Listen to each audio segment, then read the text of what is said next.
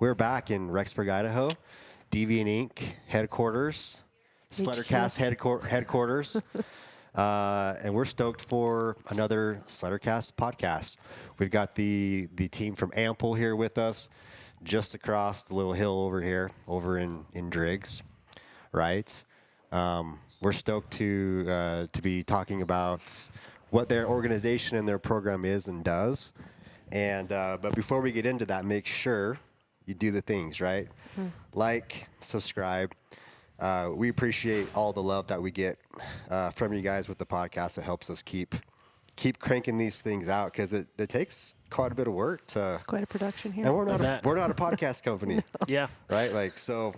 Yeah. Anything you guys can do in that regard, we appreciate it. Mm-hmm. And big thank you. So before we get dialed into this episode, we've got a lot on the plate today. For sure. Lots to talk about. Yeah. Lots to talk about. Mm-hmm.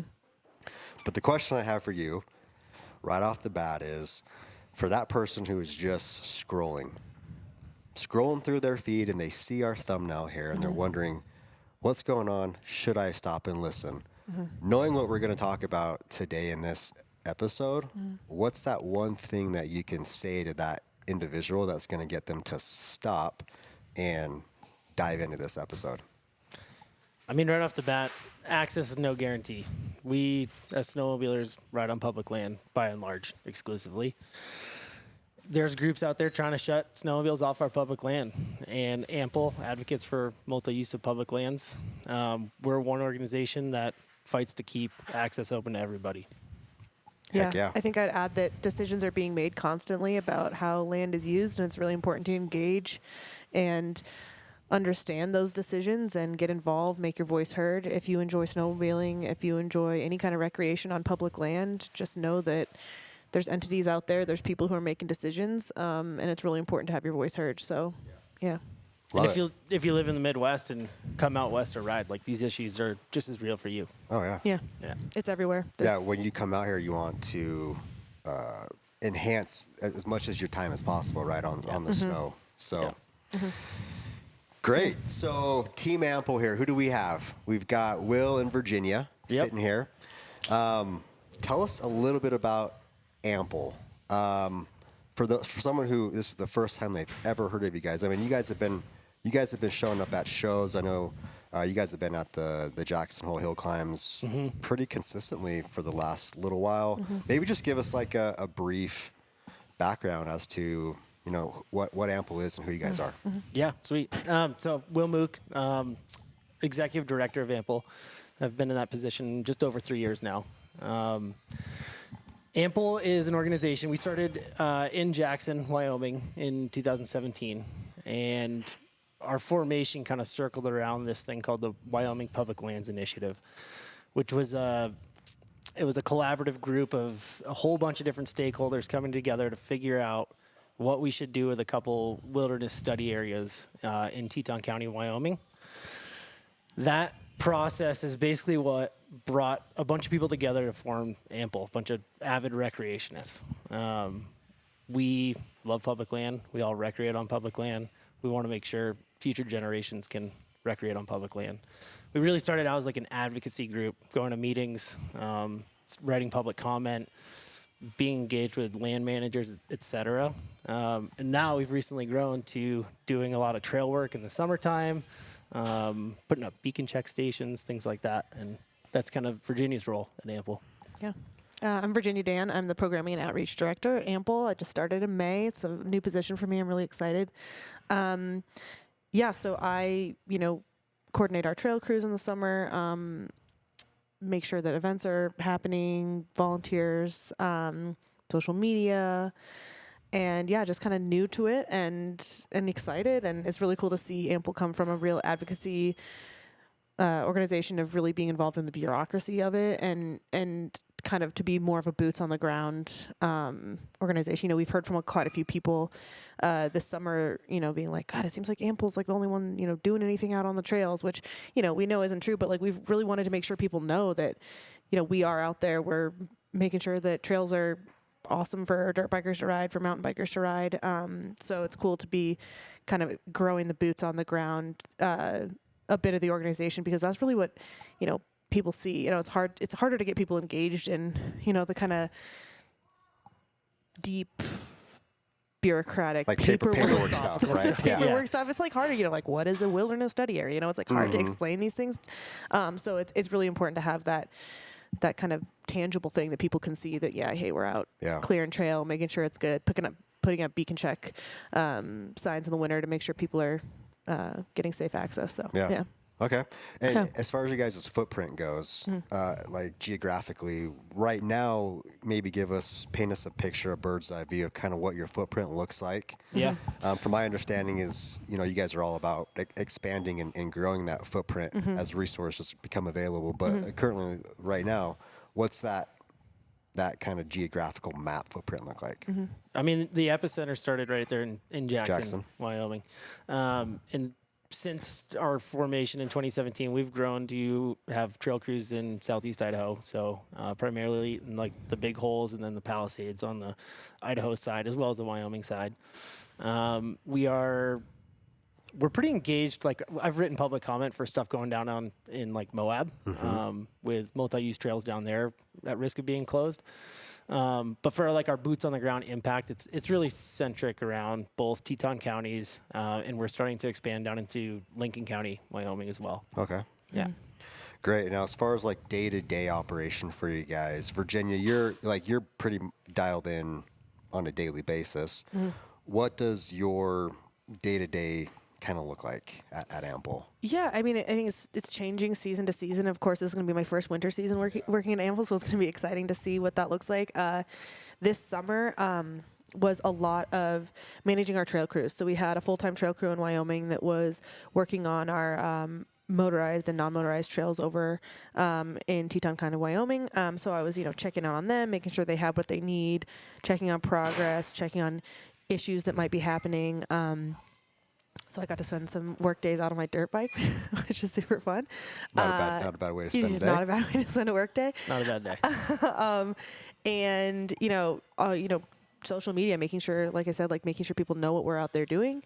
Organizing some volunteer days, and then going into this fall, kind of closing down the trail work season, doing some of my first grant writing and grant reporting. I hadn't done that before, so that's of course super important. Because in order to do all the things we do, we need money. Yeah, I was going to ask. You talk about your trail crew. Who's funding the trail crew? Yeah, so trail crew funding comes from. We have Wyoming State Trails grants that we have been lucky enough to get for the last few years to make trail work happen over in Teton County, Wyoming. And then our Idaho Trail crew comes out of AMPL's budget. But part of my job is going to be to kind of expand our reach and see if we can get some more grant writing done and get some more money to fund that. So yeah, that was kind of my day to day. And then going into the winter. We're going to be managing a volunteer crew of groomers. We bought thanks to a Polaris grant, we got a Tracked ATV. Tracked ATV. Yeah. With tracks on it. Yeah. And we're going to have a drag. And so we're going to be able to groom Pole Canyon over in southern valley of Teton County, Idaho. And that's a huge access point. I mean, tons of sledding out there into the Palisades. And then it's also people love walking their dogs out there. I've told a couple friends that we're going to be grooming it. And they're like, they don't sled. They're like, oh, I walk my dog. That's so great. So we're super excited to provide that. And we're going to have a volunteer gang of groomers and probably the two of us out there doing some of that. So probably a bit. Yeah. So I'll be might be a little colder than a traditional groomer, right? Tucked inside a cab. Yeah, no, it's gonna be. We got hand warmers out. Drinks and sunflower seeds. He got hand warmers. Yeah. Yeah. Maybe we'll try to get some heated gear for our volunteers. We'd be just bundled up with it. Yeah. So we're excited cool. about that. Day to day, yeah. Pole Canyon was kind of voluntarily groomed by a local family, the Kaufman family, and they did an amazing job for decades doing that just for the benefit of everybody. They had a coffee can at the tire shop that you could go put money into just to help put gas in the groomer and keep the parts on the thing. But they are no longer doing that. And so we worked with that family to, they donated their drag to us, and then we fundraised to get the four-wheeler. Oh, sweet. In the tracks. So we're going to be taking that over. Yeah. It's gonna be It's awesome. gonna be fun. Heck yeah. Yeah. Yeah. Cool. It's cool.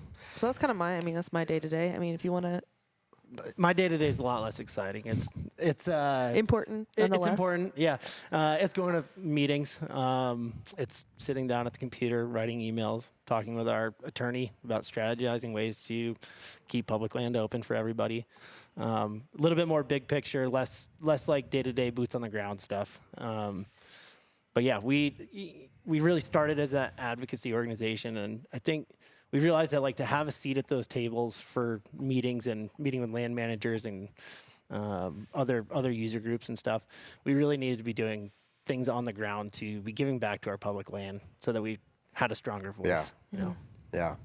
Yeah, and I hope as we go through this conversation that we're going to have, although we are talking about a specific geographic area in kind of Wyoming, a little bit of Idaho there, these things that we're going to talk about, I'm assuming as we unfold them, these are just going to be good practices for commingling recreation anywhere you are recreating within public land, right? This is happening Totally. everywhere. Yeah. There's organizations like AMPL everywhere. There's public land everywhere. We're so lucky in this country to have so much public land. And so, yeah, it's just important to recognize that and keep your eyes open and understand that there's a lot of people and there's a lot of moving parts behind the scenes when it comes to keeping public land open. It's nonprofit organizations. It's the Forest Service. It's the BLM. Like, there's a lot of people working hard to keep land open for people to use in a myriad of ways. So, Yeah. So for you guys, I mean, as you guys are kind of boots on the ground for AMPL, what's like the number one thing that is keeping you up at night about your efforts and the efforts of AMPL? yeah. Losing the Palisades. That's what keeps me up at night. You should explain. I think you should explain what a wilderness study area is. Yeah. Because I think So- not a lot of that'd be people great. That'd know be what that awesome, is. yeah. Yeah. In the 1980s, there were several very large tracts of land. We're talking like hundreds of thousands of acres. Around the west, we have a couple in Wyoming, in Teton County specifically, Palisades Wilderness Study Area, and then the Shoal Creek Wilderness Study Area. The whole idea of those was to see if they were eligible to go to congressionally designated wilderness, which is one of the most regulated areas of public land that you Yeah. can have. In some ways, almost more than a national park. So during the wilderness study, they were only supposed to last for a handful of years, like 4 to 8 years. We're going on over 30 years now, and they haven't made a decision whether to make that land wilderness or release it back to multi-use mandate or Regular Forest Service, Yeah, basically. Yeah. So for a land to be considered wilderness, are there a few short lists of items that you're kind of looking at that's like check, check, check? All right, that's a wilderness and study area. Yeah, so it's there's a checklist. For instance, like there can't be roads; it has to be roadless. So no roads. Yeah, there can't be like developments. And these checklists, these rules, there are small exceptions to Sure. to all of them. Just like in Grand Teton National Park, there's an airport in Yeah. the middle of it. But to be eligible for wilderness, it does have to meet some characteristics. Yeah. I would say the Palisades do meet most of those. That being said, like especially in our area, we're already surrounded by a ton of wilderness and national park. So if we were to make the Palisades and Shoal Creek wilderness study areas congressionally designated wilderness, all of us who enjoy things like snowmobiling, dirt biking, mountain biking, not allowed in wilderness. Not everybody knows that, but it's basically known mechanized use. So human power and horsepower. Like traditional horsepower. Yeah. not Horsepower. yeah. Only. So maybe just throw out a couple hot spots. Like let's just say that was shut down. Yeah. What are a couple hot spots specifically for snowmobilers that you're just like bye?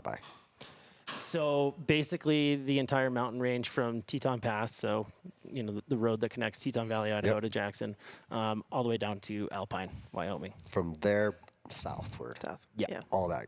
Yeah, Thousands of acres. Yeah. yeah, it's a big chunk of land, and at risk of blowing up spots. I hate doing that. I think as snowmobilers, we tend to be pretty secretive because we don't really want to always broadcast where we go because those places are super near and dear to our hearts. But I also firmly believe that if we don't stand up and talk about these places, then they are going to go away. We have to show kind of the other side. And we have to show land managers that these places matter to us. We want to protect them, but also be able to use them. And so if we're not vocal about that, it's a lot easier to close something if not that many people are going to speak up. If there's not a squeaky wheel there, like, right. You're shut it off, talking right? about it, the fact that you're riding out there and using it, then Yeah. it's important to be vocal and know that, there's incredible riding out there. So, yeah. So you guys are advocates for multi-land use, right? So how do you guys manage or balance the needs of snowmobilers versus snowshoers versus cross country versus backcountry skiing, right? Like, how do you guys manage working with all those different types of personalities? I mean, I think that, and this kind of goes into like what keeps me up at night, is a lot of like misinformation and a lot of coming at each other's throats when we all have a lot more in common when it comes to recreating. Like if you talk to most people, they are multi-use recreationists, right? Will snowmobiles, he hunts, he fishes, he snowboards, he does it all.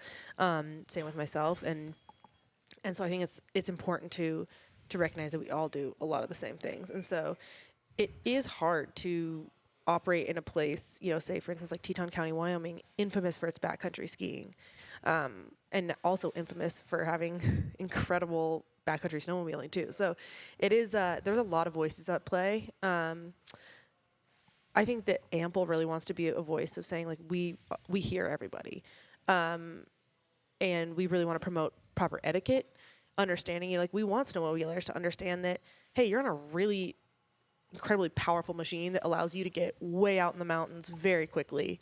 Somebody who chooses to backcountry ski doesn't have that capability. They're choosing to go backcountry skiing. That takes longer, it's slower, it doesn't get as far. So, just wrapping our minds around that and having a good understanding of it, that, say you're heading out on the same trail and you're going by a backcountry skier and, maybe you're heading out there and you're like, oh, they're probably heading out to go ski this, because it's going to take them a couple hours to get there. It's going to take me 15 minutes, and you're like, all right, maybe we won't go blast a bunch of tracks up there because, they're probably going to ski that, because we can go blast tracks all over the place up here, different places, and so just kind of, I think we all need to have that understanding about how we're recreating and how it affects other people. And, it doesn't mean we need to change everything that we're doing, but it just needs to mean that we have a recognition of that, and skiers don't need to be like, damn the snowmobilers, as they go by. It's important to smile, say hi. Like we are all out enjoying ourselves, having a good time. So I guess that hopefully that kind of answers that question. But one thing I think that does work well in our area is that we do have separated use in places. Yeah. Right. So there is a lot of wilderness where if people want to go and not hear the sound of motors, they have the ability to go do that. Yeah. The majority of the land, actually. Yeah. You're not going to hear a snowmobiler. Exactly. Yeah. And so if you choose to go to an area that is multi-use, I think the best thing you can do is just be friendly, be kind, recognize that whatever you're doing, however you choose to recreate, is not more important than the person who parked next to you, and just be friendly. Like conflict doesn't happen when everybody smiles. Yep. Right? Yeah. Golden rule, right? Yeah, truly. Golden rule. Yeah. It's really hard to like be mad at someone, when if you go by them and you're like, hey, how's it going? I hope you're having a great day out here, Yeah. It's like, I think that really disarms someone, maybe they're like, oh, snowmobiler. But then that snowmobiler slows down and is like, hey, how you doing? How's it going? Hope you have a great day. It's a beautiful day out here, right? Yeah. Like that can really quickly disarm someone who's like, God, I really wanted to be so mad at that person. Yeah. Like you're like, right. All of a sudden you're like, oh, they're just a really nice person that's out having a good time. And so I think that. And like if you're both accessing at the same points, I mean, what's stopping you from just stopping and saying, hey, like, we're going to be out here for like the next 5 hours. We'll be coming back like 5 hours from now. Yeah. If you guys need anything, like, we're here and we're more than happy to help out with anything. Yeah, Right? Like, totally. and then boom, move on with your day. Like, I know you're a Right? hunter, Trevor. It's like Yep. the same thing. It's like you get to the trailhead and you run into another hunter. Like, best practice is to be like, hey, man, where are you going? Like, Let's work together. let's work together so we're not fighting each other the whole time. Exactly. Yeah. Yep. So just open communication, it solves so many problems before they even start. Hey guys and gals, if you love the show and want to support us, head on over to deviantink.com. Use the code SledderCast, save some money on your next premium custom wrap. If you've spent any time on deviantink.com, you already know it is the best, easiest custom wrap builder tool out there. With its new interactive design tools, makes designing and customizing wraps super slick. We're big fans of the new color mixer tool. It randomizes colors until you land on the perfect combo. The design mixer tool is a game changer when you already know what colors you want and you want to see all of our designs in just your pre-selected colors. So head on over to deviantink.com, use the code SledderCast, save some money on your next wrap purchase. Let's get back to the show. Yeah, it is a cool, and you know, the Big Hole Mountains right here over in Idaho are kind of this mecca, I feel like, of multi-use recreation. And I mean, I love using them as an example of what it can be like when you share public land. Because there's this one intersection up in the Big Holes. You go up Mahogany Creek, or you can come up from North Fork Horseshoe, South Fork Horseshoe? South Fork Horseshoe. And there's this great little landing where all these trails come together, and you'll pop up there, like, I'll pop up on my dirt bike, and there's people out there on their mountain bikes, there's people out there on their e-mountain bikes, there's people out there running, hiking. Horses. I have run into every single kind of person at that point, and it's just like really cool little landing where all these trails, and everyone's just like happy as a clam, like, so oh my good. God, beautiful day out here, right? This is so epic. You know, everyone's having a great time, and it's and everybody knows that everybody's allowed to be there, and everyone just says hi. And I don't know, like, personally, I think, like, you know, we share that kind of value, and that's kind of what we're trying to infuse into AMPL and into what we project out there, is that we all just need to have a really good understanding that, you know, just because somebody didn't ever grow up snowmobiling or never got into snowmobiling or couldn't afford snowmobiling, and maybe they get out in the winter they go snowshoeing. Yeah. You know, and it's like, great. Like, enjoy. Yeah. Have a great time. Enjoy your land. Enjoy your land. This is our public land. And we are so lucky to have it. So, like, let's all work together and make sure that we have access. Yeah. Yeah. Yeah. So specifically talking about snowmobilers, what are some, I guess, some best practices that you guys that you've seen, you know, and suggest us doing to help project a more positive spin on our form of winter recreation, right? Does that question kind of make sense? Yeah, Great totally. question. Yeah. I mean, I think you can kind of answer that question with the negatives. So the things that I hear, like, complaints about from the Forest Service and just other user groups is, one, people riding in closed areas. Yep. That doesn't do anything good for us as ambassadors of this sport, right? So know where you're riding, know, like, the season dates and the regulations for that area. Slow down. Like, when you're passing people, just slow down. We don't need to be going 100 miles an hour down the trail. You're just going to kick your legs off your track anyway. Yeah. So slow down. Don't be noisy. Really just be paying attention to those congested areas where they're likely to be, and that's usually the trailhead. Yeah. So don't be the Access parking lot roads, hero, yeah. like, unloads off the deck and then just goes full pin across the parking lot. Yeah, if you have an aftermarket can, be like, Yeah. you know you have a can, you know know you're your loud. machine's loud. Yeah. You know if you crank up on your one side, it's gonna just spit out the tune, right? Like, like, just tone it down a little bit. Yeah. Just tone Right. it down. Yeah. Yeah. And like we just said, like, kill them with kindness. Yeah. Smile, wave. Like, I'm not saying that if you pass somebody, you know, snowshoeing down the trail, you have to stop, take your helmet off, and have a conversation Shake their with hand and introduce yourself. Yeah, right. That'd be ridiculous, right? And Yeah. they probably don't want that either, 'cause Yeah. they want to keep snowshoeing. Yeah. Everyone's cold. They're trying to, like, Just slow down, wave. Just do what feels right in that situation, you know? In the parking lot, like we talked about, go up, talk to skiers maybe if you want to figure out where they're going so you can avoid them. And Communicate. Communicate, yeah. Yeah. Yeah. Love it. Okay, I know we kind of touched on this a little bit, but if there was one thing that you guys could say, if we do this, we will get our zone shut down. Is there one or two of those things out there that's like, hey, if we keep violating this, we're going to get shut down eventually? Anything ring a bell for you guys? I mean, I think you touched on it. Like riding in areas that are already closed doesn't help at all. Yeah. Right? Like it's giving the middle finger to the rules that are in place. It does not help the cause at all to ride where you are not supposed to ride. That goes for snowmobiling. Yep. That goes for dirt biking.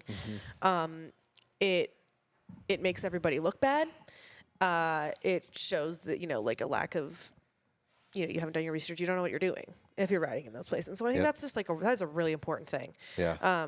Understand where you need to ride, where you can ride, because if there's historically, tons of sledders dipping into wilderness area, and you're not supposed to ride, like that is really, it's really hard for an organization like AMPL to then go to the Forest Service and advocate for.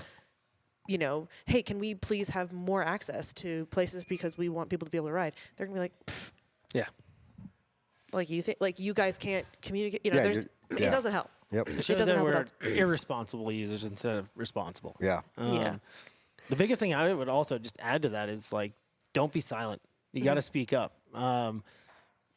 Public land doesn't just get closed without quite a bit of input. There's like That was my next question. legal Was how does it processes. actually get closed? Like if we could speed, I know it takes a long time, Right. but if we were to speed that up for the podcast, what are those things that happen for the land to get shut down? Right. It's not that cut and dry. Okay. There's different It's different for regulatory different processes agencies too, right? Like Yeah. we've got the Forest Service, we got BLM, we got state lands. Like those Yeah. are all different too. So Yeah. keep that in mind. and they all have their own processes. But for like currently right now, the Bridger-Teton National Forest, which is our local national forest, is going through a forest plan revision. And so that's basically where they look at their entire 3.4 million acres that they manage.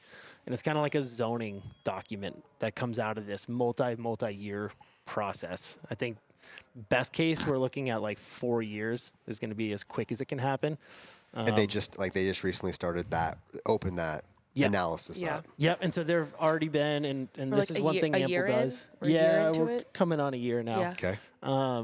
One of the things AMPL does is we try to communicate to all of our followers and subscribers with our email newsletters and stuff when they need to speak up and write a public comment or fill out a survey. Because we do have to show up in numbers, like I said, to stand up and keep things open. 2,000 comments in favor of keeping something open is a lot better than 3 or 4 people. Crickets. Right. Nothing. Yeah, for right. sure. And it does make a difference. It does. Public comment, riding in, even if it's 6 sentences that says, I ride here, like, I love this area, like, I've been riding, I learned to ride, I rode here with my dad, like, those comments make a difference. And I think it's really hard in our day and age with, there's so much information. We feel like we're just like have no influence on anything. Like, yes, you do.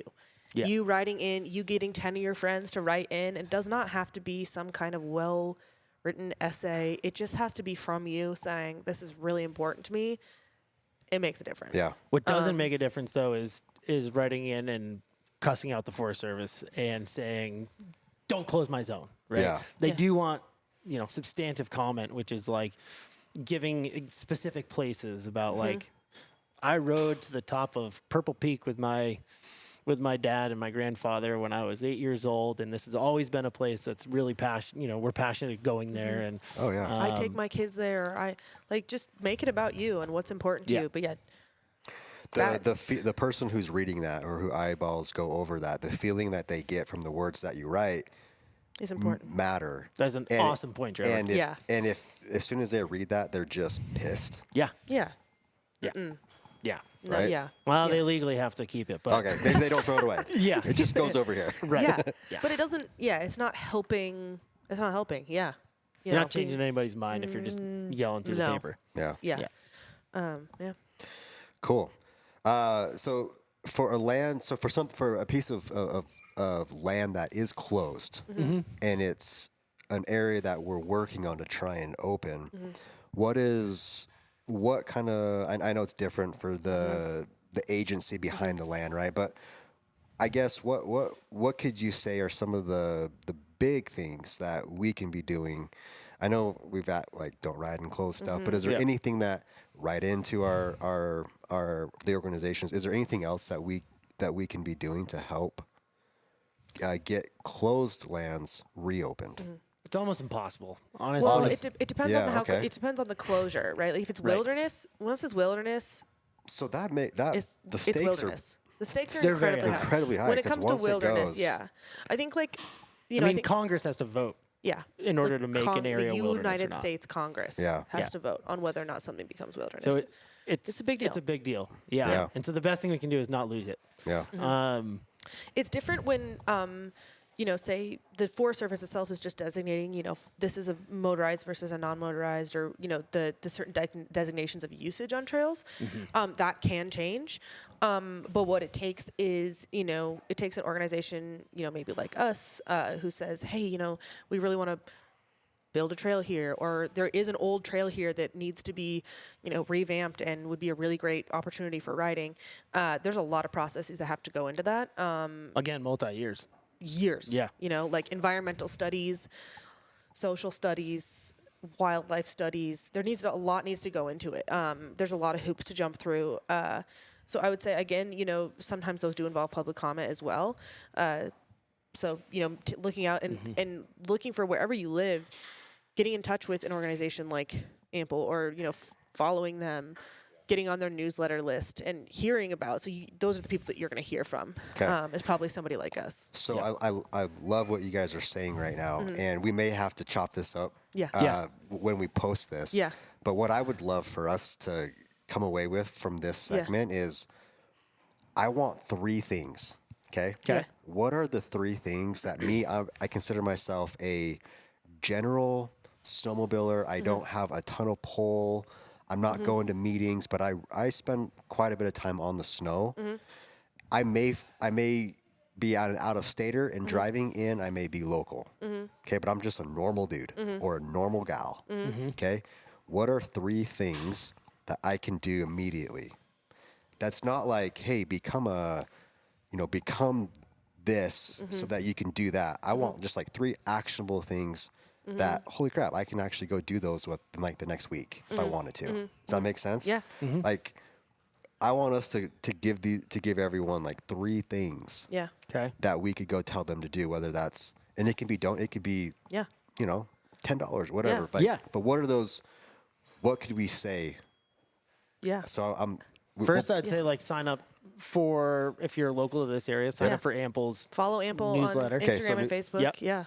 So newsletter and socials. Yeah. Yeah. So stay connected. Stay connected. with the group. Yep. Yeah. Stay, and if you're not local to our area, stay connected to your local snowmobile club. Yeah. So find out who is the AMPL Yeah. of Right. your area. Yeah. Right. Right.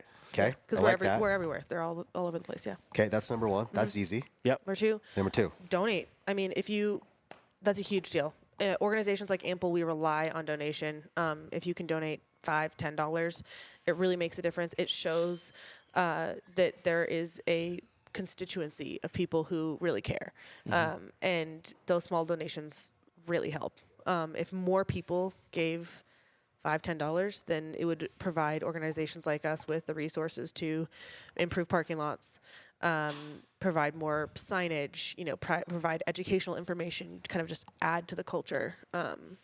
Yeah. Yeah. So if you donate, Yep.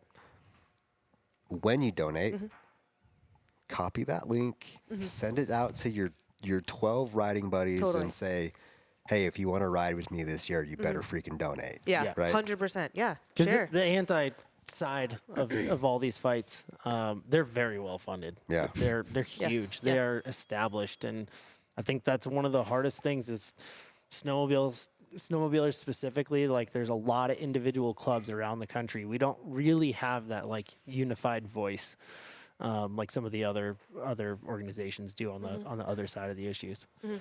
Okay, so we've got 2. Yeah. So 1, stay connected find out who your AMPL is and just dive in with them, right? Yep. 2, donate. What would be the third one? Be an ambassador for your sport. 100%. I was Like- just gonna Be an ambassador. be an ambassador. Yeah. Like all year round. Yeah. Yep. Consider what you post on social media because everybody's watching all the time. Just Yeah. be a good neighbor, right? Yeah. When you're out there riding, be respectful, follow the kind. rules, Yeah. be kind. Yeah. Love it. Yeah. You don't have to have a ton of logos on your machine too to be No. an ambassador, right? No. Like, And No, it spreads. It spreads, Yeah. right? Like say you're out with like a crew, and if you're out with 5 buddies and they see you whip your helmet off in the parking lot and say, "Hey, how's it going?" to somebody else out there, that spreads. That shows the rest of your friends like snowmobilers are cool, right? Yeah. you're Like, friendly. that's kind of the- yeah. I think people can kind of get like vibed out. They're like, "Oh, these guys in their snowmobiles are so cool. They don't want to they talk just to do us." backflips Like, in the backcountry. yeah, and like they think they're so cool, they right? think they're so much cooler than us. But the second that you're like, "Hey, how's it going? Hope you're having a nice day," like people really are be taken aback by that. You're like, "Oh," and it spreads. It shows your buddies that like, "Hey, it's cool. Like we can talk to other people." That, oh, okay, yeah. So And that's Love it. true if you're a dirt biker, mountain biker, Yeah. Sure. hiker, everybody, everybody. just Yeah. Yeah. say hi. Love it. Okay, Yeah. so the three little goodies that we Three just goodies. that I we like it. just cooked up right here, Yeah. right? Yeah. So number 1 was get connected, figure out, engaged. find who your AMPL is, and be engaged. Follow, yeah. Follow. Social media, website, all Yep. of it. Number 2 is donate. Donate. and help others donate as well. Make Yeah. it available for them. Make it easy for Absolutely. them. Yep. Share it. And then 3 is just be a good ambassador Be an of the sport. Yep. Love it. Absolutely. Okay. Yeah. Okay. I love that. Thanks, All right. Trevor. Yeah. Wins and losses. Is there? I had this on here. From your experience being connected with AMPL, are there a couple, like maybe some of the biggest wins that you've seen come through? I think as far as, this speaks to, it's not necessarily snowmobile related, but, we have an area over in Teton County, Mosquito Creek, also a popular dirt bike trailhead, snowmobile trailhead. But as far as dirt biking goes, that's one of only 3 areas in Teton County where you can ride dirt bikes, and we've cultivated a really great relationship with the Forest Service, and they really, they trust us and we trust them, and we work together really well. And that is an area, we all recognize that it's limited, but they have worked with us to increase the amount of trails there, and continue to work on them. And so that's been a big win for us, is providing that riding opportunity for dirt bikers, and for electric mountain bikers. So that's been a big win, and we're continuing to work with them on that area, because there's really not a lot of opportunities right now in Teton County for dirt biking and for motorized use trails. Super limited. Super limited. You so said there's 3. There's 3 3. designated areas for that. 3 Yeah, designated areas. total mileage is like less than 40. Yeah. And What? And you have to like drive between those areas. Yeah, it's not connected. Yeah. Yeah. Wow. It's very. I didn't. Yeah. Wouldn't even Yeah. have thought that. It's yeah. very limited. Yeah. And so it's been a win for us, albeit it's small and it might not sound like a big deal to add, 2 miles of trail when we can, but we're taking those opportunities, and we are cultivating relationships with the Forest Service, and making sure that we can provide what we can for riders. And the zone up a Mosquito Creek, we call it Crankshaft, that trail network is really popular, like after work ride for people, and it's grown. There's a kids loop in there now that AMPL put in, and it's cool. great. Yeah. It's really awesome. So we're doing what we can with what we've got, and so that's been a big win. What do you think? Anything else? All right, guys and gals, Trail is one of our newest program supporters here at the Sledder Cast podcast.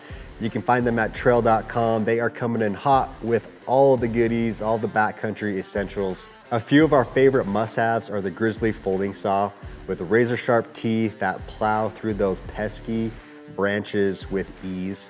Also the lightweight ski pole strap, a real back saver when your buddy needs that 7th pull of the day. And of course, the Trail Hot Pot exhaust cooker, because hot meals are way better than cold meals in the backcountry. So head on over to trail.com, that's TREYL.com, grab your exclusive SledderCast promo code in the description below.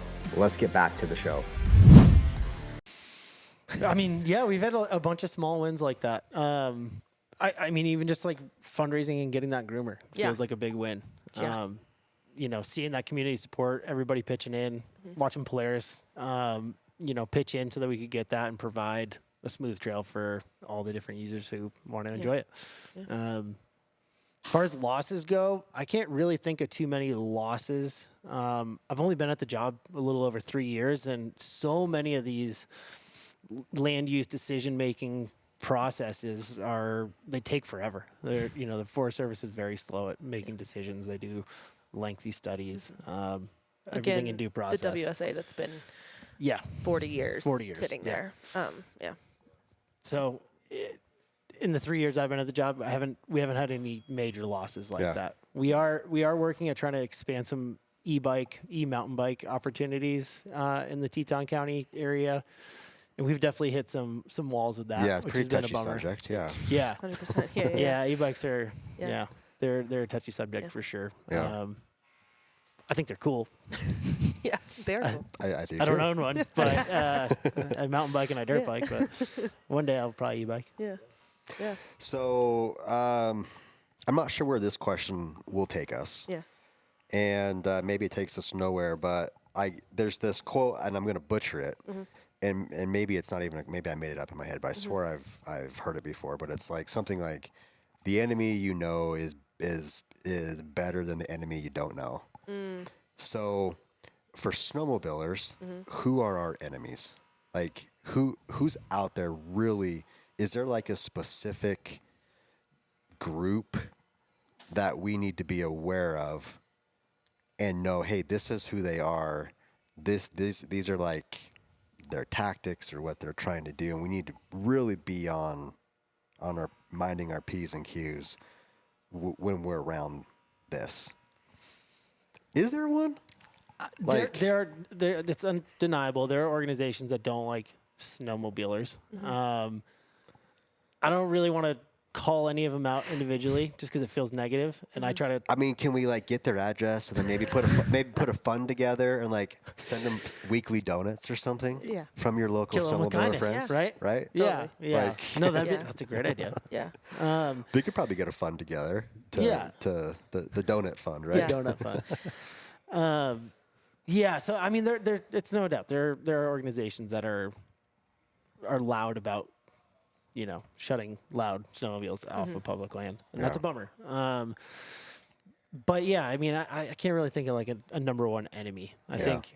Yeah, I didn't. Yeah, no, I didn't have one in mind, but Yeah. I'm like, I don't know where this question's going to take us. Totally. I don't think that I can't think of anybody that I would be like, oh, that is the enemy. I think that the enemy, to me at least, is misinformation and not understanding each other. For instance, a great example, so this wilderness study area we keep talking about in the Palisades, you know, AMPL would love to see that wilderness study area removed, and we'd love to see it go back to regularly regulated national forest multi-use. And I think one thing that other organizations or agencies think when they think that AMPL says that we want to take the WSA away, they think, oh, they must want to open every single inch of trail to dirt bikes, and they just want that to turn into like a big old dirt bike park with dirt bikes everywhere and snow wheels everywhere, and that's what they want. And that is not what we want. You know, that is not our intention. Our intention is to be incredibly thoughtful because, believe it or not, like, you know, the term conservationist gets thrown around, right? That's the bad word. Like, you're a conservationist, you know? You love the elk and everybody more than there's so many things to be said. But, like, I am a conservationist. I want to conserve our public land. You know, we want to conserve our public land so that it can be used in a myriad of ways sustainably. And so I think that it's really important to recognize that when an organization like AMPL is talking about that, we are talking about thoughtfully opening up land to multi-use. About saying, looking at the trail system and saying, okay, like, what could we connect in this massive thousands of acres of land? What trails could we connect to make a really cool, sustainable dirt bike trail that would allow for dirt bikers to get what they want, which is a long ride out in the mountains with beautiful views? What could we get out of that? And then what trails can we keep closed to motorized trail. Like, maybe we can improve them to be really awesome mountain biking. We can improve them to be great horse trail. We can make this happen. But I think the knee-jerk reaction is that an organization, that anybody who advocates for motorized use access is just thinks like, open the whole thing up. And that's not the case. And so I think that is like a really common misconception. The enemy is misinformation. Yeah. Yeah, totally. Misunderstanding. Misunderstanding. Misunderstanding. It's Yeah. a misunderstanding of what we want to see happen. And, I think it's, I think also just important, like we were talking about being an ambassador, like be proud of what you do. Be proud of, what the sports that you do and talk about it and, be a kind person, because it's like we say, it's really hard to be pissed off at someone when you're just being kind and talking about what you love to do. Yeah. I mean, one of the biggest misunderstandings that I run into in my job all the time is that people just generally think that snowmobiles are cheating. They're easy to get into the mountains, that it's way harder to go there on your own power. And people just don't understand that, like, just because it has a motor doesn't mean Okay. it just instantly gets you to the top of a mountain. So I'm going to put you on the spot then, Will. Yeah. Let's say I am that person. Yeah. I see you fly past me on your snowmobile, and that's what I believe. Yeah. What can you say to me to get me to not be so uptight about what I just saw? Like, I personally feel like you're cheating because you have a snowmobile and you can go do these things a lot quicker than I can. Yeah. I mean, how are you going to make me calm down a little bit? Hop on. Yeah. You want to switch? Want to ride? Here's my Take you tether. up there. Here's my tether. Get up there yourselves. Yeah. No. I'd probably relate back to, for 7-8 years, I was a backcountry snowmobile guide at Togety Mountain Lodge. Mm-hmm. And I have a lot of anecdotes of watching rider progression. So I'd probably use some of that just experiential knowledge of, like, it's taken me over a decade to get to the point of where I am now as a rider, Sure, with these new sleds, it is a lot easier. The learning curve is shorter, but it's still a really challenging sport that takes skill and finesse like It's not any other just sport. easy. Yeah, like it's something that someone puts a lot of time in. Just like you put a lot of time into your endurance to get yourself up there. Like, Yeah. like this is also something that a snowmobiler has put a lot of time into to critique their craft and get better. And with it. I think that when people are mad that you're on a snowmobile or that you're on a dirt bike or that you're on an electric mountain E-bike, bike, yep. this is a very common thing with e-mountain bikes. They're like, how is it fair that you can just get up there faster than me? Like that's someone's personal thing. That's Oh, a yeah. personal That's problem. all about So, them. that's a you problem right there, That's a you bub. problem right there. That is all your ego getting in the way of you having a good time, you Yep. know? And it's like, you do not have to, So I always think about that. It's like, Yeah. somebody is, There's always somebody better and faster. And as long as you, again, are passing someone and being kind and smiling, that if they are still pissed off that you're out there doing that, then That's a you problem. that once is their again. problem. Right there. You know what I mean? So as long as you're riding where you're supposed to ride and being kind, like, I mean, you're always going to run into those people. But I think that, majority of the time. Yeah. Cool. So let's talk about kind of the cool AMPL Deviant Ink collaboration that we've been. Man, this conversation started in the summertime, I think, when we first started floating around some ideas of how us at Deviant Ink can get more involved. I know from our perspective, if we're going to donate some of the funds, the hard work, efforts that we put into to building and growing a business, like where do we want to see some of that going, right? And just, I mean, we're geographically, we're right in this corner of Montana, Wyoming, and Idaho. And I've always been a fan of, hey, I'm here because I love public lands. And I want as much public land for me and my friends and enthusiasts as we can. And so I've always kind of been a little bit more quick to say, hey, let's find some of these organizations like AMPL and let's help support them. And so one thing that we've never done this before, so AMPL's the first group that I guess we're gonna test it out with is well, first you guys came to us and you're like, I think you guys came to us and like, hey, let's maybe look at like an AMPL wrap. Yeah. And if we do the wrap and someone buys the wrap, then we can donate some money. And we started looking at that and we're like, that could work, but we're like in the business of customization. Totally. We want that person to purchase and customize the thing that is theirs. Like they customized it. And that may not be the AMPL wrap, but they still want to support AMPL. Right. And so the idea we came up with is, hey, let's add the AMPL logo to our database, to our online wrap customization tool. We will then donate when a customer comes onto our website and slaps the AMPL logo on their machine. We're going to donate a portion of that logo slap to AMPL. So for those of you who maybe haven't been on deviantink.com, you can customize a wrap like this, right? And if you want to go slap a logo on backwoods, you want to put an AMPL logo nice and bold right here. We should have put the AMPL logo here for the podcast. It would have been perfect, right? That would have been, And if you can browse our database and you can drag and drop these logos and you can reposition and awesome. resize So cool. and recolor, right? So that you can still customize and get that machine looking like you want, but you can still show support and know that by slapping that logo on your machine, a portion of that logo upgrade gets donated to AMPL. And one thing that I wanted to make sure of, because I'm like, if your logo is ugly, no one wants to put an ugly logo on their machine. No. And I'm like, you guys have an awesome logo. You have a very cool logo. It's such a cool simple. logo. Yeah. Right? Yeah. And so I'm like, that's not going to be a problem at all. Yeah. Like it's gonna enhance the machine. It's gonna look cool.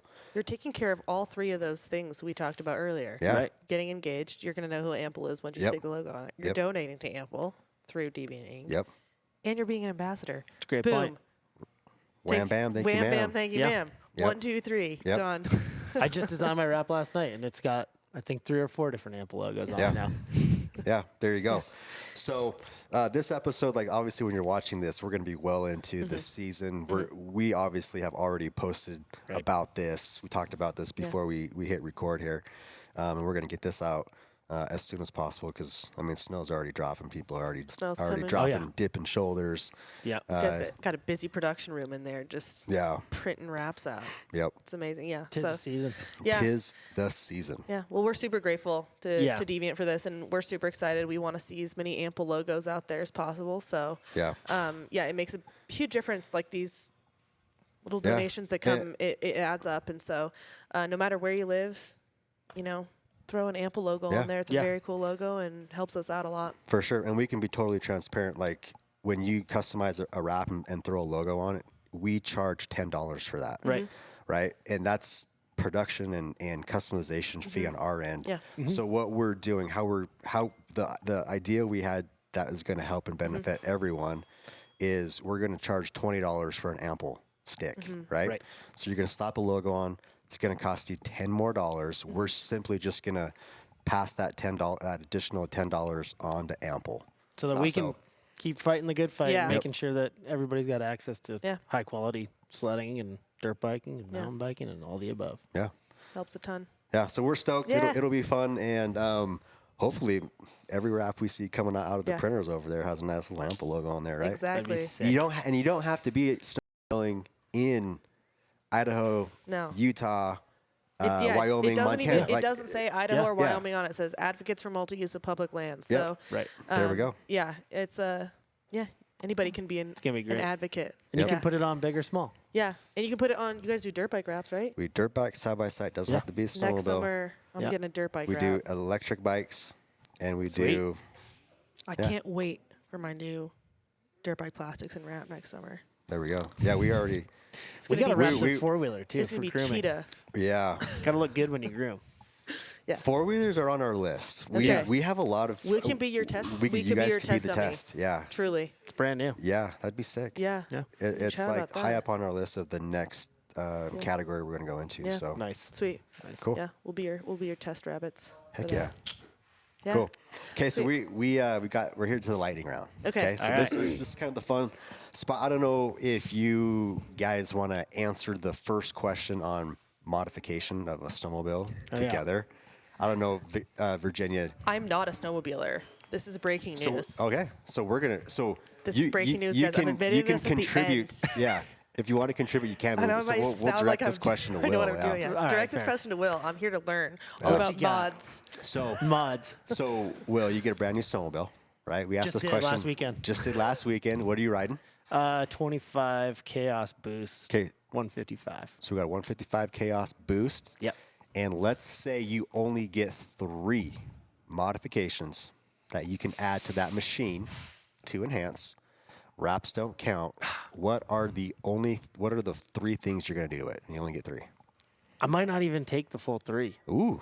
These new sleds are so good these days. Like, I don't know. They don't really need to mod that whole much anymore, Yeah. in my opinion. My number one mod is handlebar, like, control setup. Yep. So I run Kyber, riser, bars, grips, throttle block. They did just come out with a finger throttle that I'm excited to try. I haven't quite jumped on that bandwagon yet, but I'm going to try it. I saw that in person. Oh my gosh. I apologize. Edmonton? At the Edmonton show, Yeah. yeah, with Eli. Eli. Yeah, Eli. Yeah. Duh, Eli. I knew it. I have a son, Eli. That's the connection we made. Yeah. Nice. Sorry, Eli. Eli, I know you. Okay. He's a great dude. Yeah. We've done avalanche education together. Yep. So I know Eli pretty well. Yeah, he had his finger throttle up there, They're and we were sweet. checking it out. Yeah, it was cool. Yeah. Looks sexy. So yeah, I mean, like, it's kind of the one thing. Like, I know you can get the bars on the players in 3 different heights, but I go even lower than stock. Yeah. So that's like kind of the number one. And then actually a new local company just started making tunnel bags and ski racks for sleds called Sender, SNDR. Okay. So I'm gonna put one of the racks on my sled this year. Nice. And their tunnel bag looks sweet. Heck yeah. Yeah, it's funny. I grew up skiing and snowboarding my whole life, and then in the last 12 years or so, like, sledding has been kind of all I do. I go to the ski hill with my kids, and that's about it. But I do want to start using my sled to go snowboarding in the mountains because I've Using done it a more couple as a times. tool for that Yeah, sport. Yeah. yeah. And if you do that, you gotta have a good way to, like, get your equipment up into the mountains. So Well, we'll Yeah. give you a pass because the whole cockpit. That's several That's parts. that's a lot of parts right Yeah. there. You could have gone 3 right there. Yeah. it's so. true. Yeah. All right. So the last question here. Okay. This is. Wait, I have a question about sleds Oh. as non-sledder. Okay, Yeah. people can you can comment wherever you're listening to this podcast or watching it. As a woman, if you're a snowmobiler, tell me which sled I should get. Oh, there you go. There we go. I'm gonna be new at it. My husband would be delighted if I got into snowmobiling. I have a lot of rad girlfriends who do it, but I need There we go. wherever you are, comment on Instagram. Will might have an answer for you. No, I want an answer from women. You want to? I don't need an answer from him. I want an Yeah. answer from women Well, out there who are I ride epic with women. winners. I know their opinions. I want to hear it from them. All right. So if 'Kay, you're a there we chick go. out there, let me know. Lady Shredder. Okay, Let's Lady go. Shredder, tell me what's up. Okay. Okay, Love cool. it. Next Love it. question. Okay. All right. What's one thing that none of us know about you?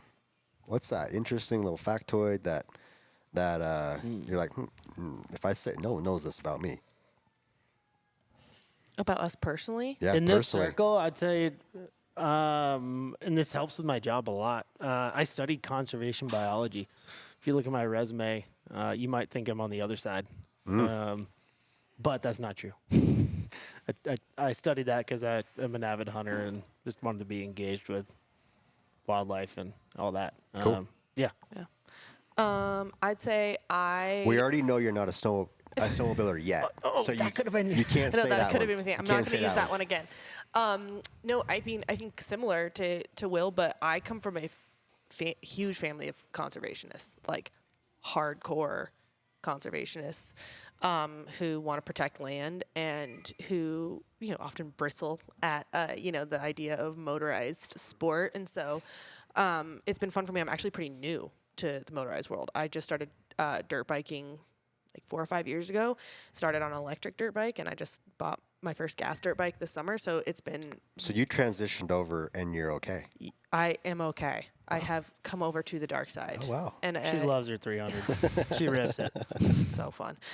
So it's been fun for me. So, I come from a family of, really, really staunch conservationists, and I have that background and I have that in my blood, Yeah. and I believe in that. And I believe that it is needed in some places. We need to really protect some pristine pieces of land.